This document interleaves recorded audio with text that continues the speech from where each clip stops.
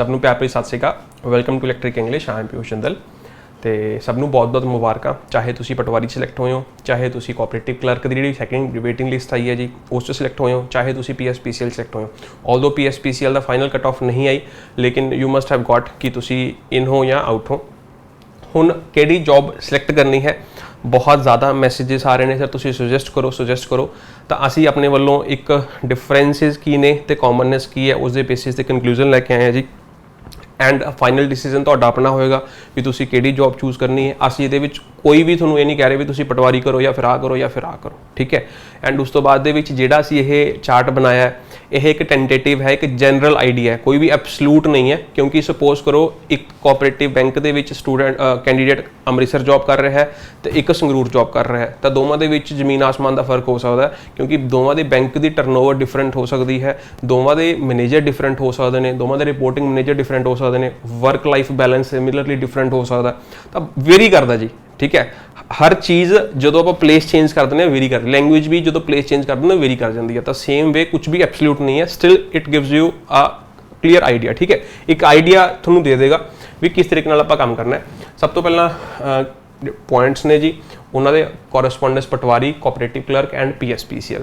अगर आप गल करिए ट्रेनिंग की तो पटवारी दे विच ट्रेनिंग होंदी है जी। पहला की हुंदा सी, तुहानूं सबनूं पता होएगा, पहला 12 महीने की क्लासरूम ट्रेनिंग होंदी है, फिर उदों बाद पेपर देने पैंदे ने, 12 पेपर होंदे ने जी। पेपर क्लीयर करन तो बाद दे विच फिर तुहाडे 6 महीनों की तुहाडी फील्ड ट्रेनिंग होंदी सीगी। फील्ड ट्रेनिंग तो बाद फिर 5-6 महीने खिंच तो गए, पिछले ईयर उन्होंने 2 साल पूरे करते सी। 2 साल तो बाद तुहाडा प्रोबेशन पीरियड स्टार्ट होया सी, दैट इज़ 3 ईयर्स। हुण जिहड़ी ट्रेनिंग पीरियड सी इहदे विच 5000 रुपये का भत्ता मिलता सी जी, ठीक है, पर महीने का। हुण इस बार इन्होंने की रिकमेंडेशन दी है, ऑफिशियल नोटिफिकेशन कुछ नहीं आया, जस्ट रिकमेंडेशन है कि 9 महीने की क्लासरूम ट्रेनिंग होएगी, फिर पेपर होंगे, फिर 3 महीने की थोड़ी फील्ड ट्रेनिंग होएगी। 1 साल हो गया जी, 1 साल तो बाद फिर थोड़ा प्रोबेशन पीरियड शुरू होगा। तो ट्रेनिंग में प्रोबेशन के काउंट करेंगे या नहीं करेंगे ये पर तो कोई रिकमेंडेशन भी नहीं है, ठीक है। वेयर एज कोऑपरेटिव क्लर्क के कोई ट्रेनिंग नहीं होंगी, सीधा ही प्रोबेशन पीरियड स्टार्ट होता है। तो कहने का मतलब अगर प्रोबेशन पीरियड देखा तो ये भी हैगा, ये भी हैगा, ये भी हैगा, 3 साल का, तुहानूं सबनूं पता है। एंड वो सैलरी की गल करांगे, कॉमन पे स्केल क्लर्क का कितना जी 19,900, ठीक है जी। जो सेंटर ने सेंटर करके मर्ज करके इन्होंने रिवाइज किया तो 19,900 मिलूगा। कुछ भी घट थोड़ा बहुत घट वधा के जो भी होगा, ठीक है जी, थोड़ा PF वगैरह जो भी ऐड होंदा होगा, तो अल्टीमेट 19,900 है जी। उस नेचर ऑफ जॉब की गल करांगे, ये हैगी है जी तुहाडी फील्ड जॉब, ये हैगी तुहाडी ऑफिस जॉब, ये भी हैगी ऑफिस जॉब। हुण ये मिथ है कि फील्ड जॉब हो सकता भी तुहानूं किसी ने दस्सिया वधिया हुंदी है, हो सकता तुहानूं किसी ने दस्सिया होवे घटिया हुंदी है। ये इंटरस्ट बेस्ड जॉब है जी, ठीक है। किसी इंसान को फील्ड बेस्ड जॉब ज़्यादा वधिया लग रही है, उन्होंने चीज़ों को एक्सप्लोर करना ज़्यादा वधिया लगता है। किसी को कहना भी मैं तो सवेरे जाके कंप्यूटर पर बैठना, शाम को वापस आना घर, मैंने होर किसी लेना देना नहीं, मैं ऑफिस में काम करना। तो ये पर्सनल इंटरस्ट है, ठीक है। तो एवं का कुछ नहीं है कि तुसीं किसी दी गल्लां च नहीं आना, तुसीं अपना इंटरस्ट देखो भी तुसीं जाके चीज़ों को एक्सप्लोर करना है, लोगों को मिलना है, लोगों के विच बह के काम करना है, या फिर तुसीं ऑफिस बैठना भी लोग तुहाडे कोल आके काम करवाउण, ठीक है। हुण फील्ड मैनूं परसनली गल करा, मैनूं फील्ड जॉब ज़्यादा वधिया लगती है, ठीक है। हुण फील्ड जॉब का की फायदा, फील्ड जॉब के की फायदे होंगे ने, तुसीं फरलो भी मार सकते हो। फरलो का मतलब की है कि तुहाडी अटेंडेंस नहीं लगती ये, ठीक है। हफ्ते तुसीं एक अद्धा दिन मिस करना है, या तुसीं देखो अल्टीमेटली काम होना चाहिए, ठीक है। तुसीं अगे करो पिछे करो, सैटरडे संडे भी तुहानूं लाना पै सकता है, ठीक है। लेकिन ये इहो जिहा कुछ नहीं है तुहानूं सैटरडे संडे लाना पऊगा, ठीक है, समझ रहे हो। तो दिस इज़ अ डिफरेंस, ये फ्लैक्सीबिलिटी होंदी है तुहाडे कोले, तुसीं काम पूरा करना जिवें मर्जी करो बस। तो ये जी टाइमिंग हैगी है जी, ये हैगी है 10 to 5, तो ये जी टाइमिंग हैगी है दैट इज़ 9 to 5, ठीक है जी। तो दैट इज़ अ डिफरेंस, तुसीं देख लो, तुहानूं सारे डिफरेंस क्लीयर करते जा रहे हैं जी। हुण रिस्पोंसिबिलिटी की गल करिए, रिस्पोंसिबिलिटी पटवारी टैग अपने आप दे विच जिवें वड्डा है उवें ही रिस्पोंसिबिलिटी वड्डी है, ठीक है। लोगों को बहुत ज़्यादा एक्सपैक्टेशनस होणगियां तुहाडे तो भी पटवारी साहब साडा काम करके देणगे, साडा यह मसला हल करके देणगे, साडा जमीन का हल करके देणगे। तो उस हिसाब नाल तुहाडी इंगेजमेंट है, उस हिसाब नाल तुहाडी रिस्पोंसिबिलिटी है। हो सकदा तुहानूं रात नूं जाना पै जे, हो सकदा तुहानूं सवेरे जाना पै जे भी तुसीं आह चीज़ां सॉल्व करनियां ने, ठीक है। तो वह चीज़ है जी। तो ये मैं ऑफिस टू ऑफिस वेरी करता है कि वैसे मैंने लगता चिल जॉब है। मैं तुहानूं बेसिकली पंजाबी दे विच दसां, कोई ये कोई बहुता रौला नहीं हैगा, ठीक है। वेरी सिंपल जॉब, तुसीं सवेरे 10 बजे जाना, तुहानूं लंच टाइम मिलूगा अपना। तो ये बेसिकली की है, तुहानूं कैश मैनेज करना आना चाहिए जी, डेबिट क्रेडिट तो कैश मैनेज किवें करना, ठीक है। तो वही गलबात है। लेकिन बस एक छोटी जी गल ये है कि सपोज करो तुसीं कैश काउंटर पर थोड़ी जॉब लग गई, ठीक है। तो शाम को जाते थोड़ा 1000 रुपये घट गया, थोड़े कोल कैश जिहड़ा तुसीं कंप्यूटर ते तुहानूं दिखा रहा 22,000 रुपया, लेकिन थोड़े कोल जेब जिहड़ा इकट्ठा होया, ठीक है, कैश अमाउंट इकट्ठी हुई है वो 21,000 रुपया, वो 1000 रुपया तुहानूं अपनी जेब चों देना पै जाऊगा। इस चीज़ का तुसीं अपना ध्यान रखना है, ये हर बैंक दे विच कॉमन हुंदा है। तो PSPCL दे विच भी ओके है जी, कोई बहुत ज़्यादा नहीं है। ये एवें हुंदा ਕਿ ਜਿਵੇਂ ਹੁਣ ਸਰਕਾਰ ਨੇ ਸਕੀਮ ਕੱਢਤੀ ਵੀ ਠੀਕ ਹੈ ਅਸੀਂ 600 ਯੂਨਿਟਾਂ ਫ੍ਰੀ ਦੇਵਾਂਗੇ, ਤਾਂ ਹੁਣ ਲੋਕੀ ਕਹਿਣਗੇ ਅਸੀਂ ਮੀਟਰ ਦੋ ਲਵਾ ਲੈਣੇ ਘਰੇ, ਤਾਂ ਫਿਰ ਜਿਹੜੇ ਲੋਕ ਨੇ ਤੁਹਾਡੇ ਕੋਲ ਆ ਕੇ ਕਹਿਣਗੇ ਵੀ ਸਾਡੇ 2 ਮੀਟਰ ਲਾ ਦੇ, ਹੋ ਸਕਦਾ ਤੁਹਾਨੂੰ ਕੋਈ ਬੇਕਾਰ ਪੈ ਜੇ, ਠੀਕ ਹੈ ਵੀ ਸਾਡੇ 2 ਮੀਟਰ ਲਾ, ਸਾਡੇ 2 ਮੀਟਰ ਲਾ, ਇਹ 'ਚ ਉਹ ਵਾਲੇ ਸੀਨ ਨੇ ਜੀ ਬਸ, ਠੀਕ ਹੈ। ਆਈ ਹੋਪ ਤੁਹਾਨੂੰ ਕਲੀਅਰ ਹੋ ਗਿਆ ਹੋਵੇਗਾ। ਐਂਡ ਉਸ ਦਾ ਵਰਕ ਲਾਈਫ ਬੈਲੈਂਸ ਤੁਸੀਂ ਸਮਝ ਹੀ ਗਏ ਹੋ, ਤੇ ਗ੍ਰੇਟ, ਐਵਰੇਜ, ਗੁੱਡ ਕਿਉਂ ਲਿਖਿਆ ਮੈਂ ਤੁਹਾਨੂੰ ਇਹ ਵੀ ਦੱਸ ਦੇਣਾ।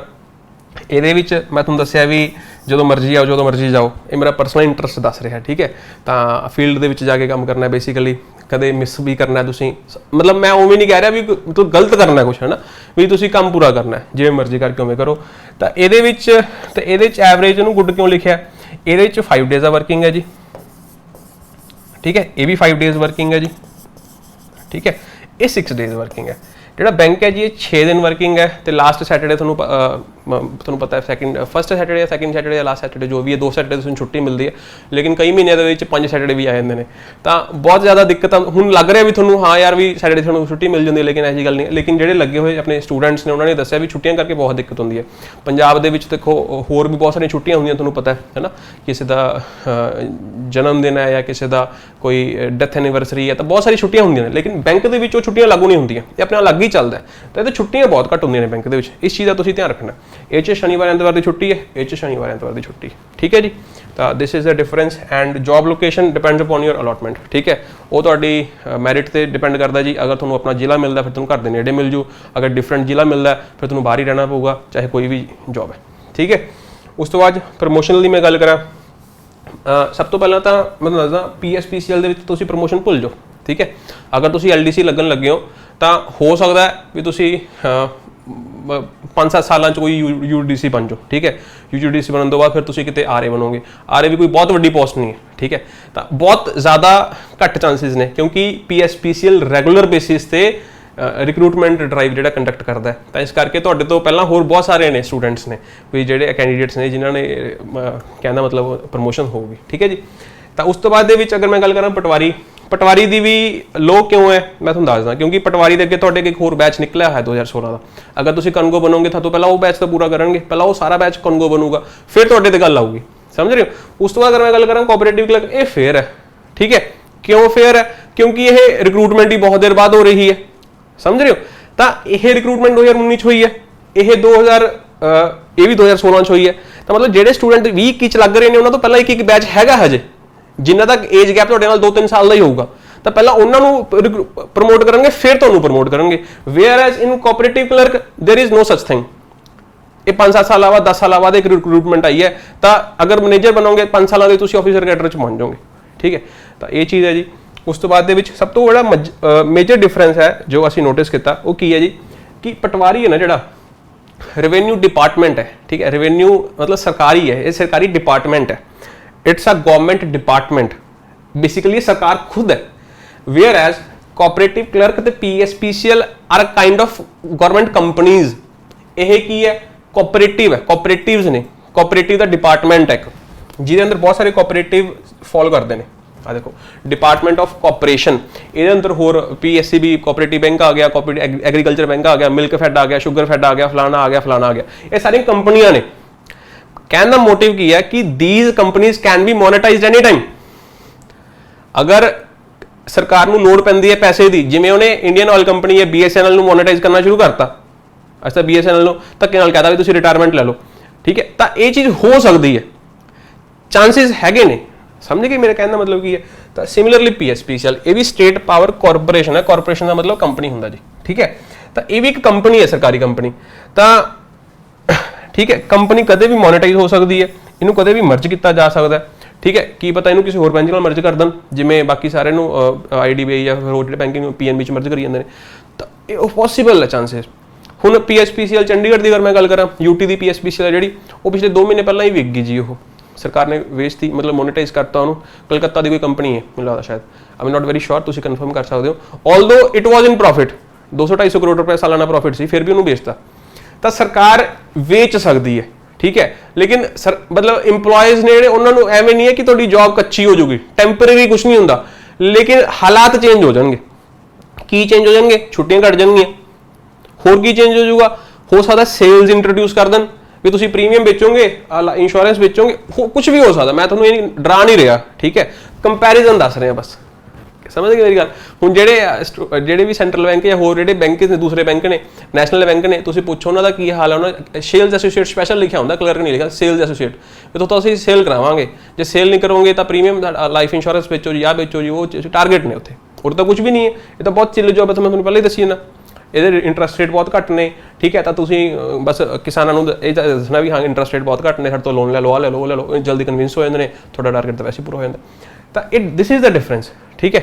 ਤਾਂ PSPCL ਦੇ ਵਿੱਚ ਵੀ ਚਾਂਸਿਸ ਹੈਗੇ ਨੇ ਜੀ ਕਿ ਇਹਨੂੰ ਜਿਹੜਾ ਹੈਗਾ ਮੋਨੇਟਾਈਜ਼ ਕੀਤਾ ਜਾ ਸਕਦਾ, ਵੇਅਰ ਐਸ ਇਹਨੂੰ ਕੁਝ ਨਹੀਂ ਕਰ ਸਕਦਾ, ਠੀਕ ਹੈ। This is a basically government itself, ਠੀਕ ਹੈ। This is a difference that we have concluded. I hope you like the video, I hope it will help you, and ਤੁਹਾਡੇ ਹੋਰ ਕੀ ਸੁਝਾਅ ਨੇ, ਤੁਹਾਡੇ ਤੋਂ ਕੋਈ ਗਲਤੀ ਹੋ ਗਈ ਹੋਵੇ ਤਾਂ ਤੁਸੀਂ ਪਲੀਜ਼ ਇੱਕ ਵਾਰ ਕਮੈਂਟ ਕਰਕੇ ਵੀ ਜ਼ਰੂਰ ਦੱਸਣਾ। ਐਂਡ ਤੁਹਾਡੇ ਸਰਕਲ ਦੇ ਵਿੱਚ ਜਿਹੜਾ ਵੀ ਕੋਈ ਸਟੂਡੈਂਟ ਸਿਲੈਕਟ ਹੋਇਆ ਤਾਂ ਅਗਰ ਤੁਹਾਨੂੰ ਕੰਮ ਦੀ ਗੱਲ ਲੱਗੀ ਇਹਦੇ ਵਿੱਚ ਤਾਂ ਨਾਲ ਸ਼ੇਅਰ ਜ਼ਰੂਰ ਕਰਨਾ, ਤਾਂ ਕਿ ਯਾਰ ਉਹਨੂੰ ਐਟਲੀਸਟ ਪਤਾ ਹੋਵੇ, ਸਹੀ ਡਿਸੀਜਨ ਲੈ ਲੇ। ਮੇਰੇ ਕੋਲ ਬਹੁਤ ਸਾਰੇ ਇਹੋ ਜਿਹੇ ਸਟੂਡੈਂਟਸ ਨੇ ਗਲਤ ਡਿਸੀਜਨ ਲਿੱਤਾ ਹੈ ਤੇ ਹੁਣ ਤੱਕ ਭੁਗਤ ਰਹੇ ਨੇ, ਕਿਉਂਕਿ ਇੱਕ ਵਾਰੀ ਡਿਸੀਜਨ ਲੈਣਾ, ਠੀਕ ਹੈ। ਤਾਂ ਉਸ ਤੋਂ ਬਾਅਦ ਦੇ ਵਿੱਚ ਤੁਸੀਂ ਹੁਣ ਖੁਦ ਡਿਸਾਈਡ ਕਰ ਲਓ ਕਿ ਉਸ ਤੋਂ ਬਾਅਦ 'ਚ ਤੁਹਾਨੂੰ ਪ੍ਰੀਪਰੇਸ਼ਨ ਦਾ ਟਾਈਮ ਮਿਲੂਗਾ ਜਾਂ ਨਹੀਂ ਮਿਲੂਗਾ, ਤੁਸੀਂ ਖੁਦ ਡਿਸਾਈਡ ਕਰਨਾ ਜੀ ਵੀ ਕਿਹੜੀ ਜੌਬ ਤੁਸੀਂ ਸਿਲੈਕਟ ਕਰਨੀ ਹੈ, ਠੀਕ ਹੈ ਜੀ। ਤਾਂ ਇਸ ਤੋਂ ਇਲਾਵਾ ਕੁਝ ਹੋਰ ਹੋਏਗਾ ਅਸੀਂ ਕਮੈਂਟ ਕਰਕੇ, ਤੁਸੀਂ ਕਮੈਂਟ ਕਰਕੇ ਪੁੱਛ ਸਕਦੇ ਹੋ। ਦਿਸ ਇਜ਼ ਪਿਊਜਿੰਦਲ signing off, bye, all the best.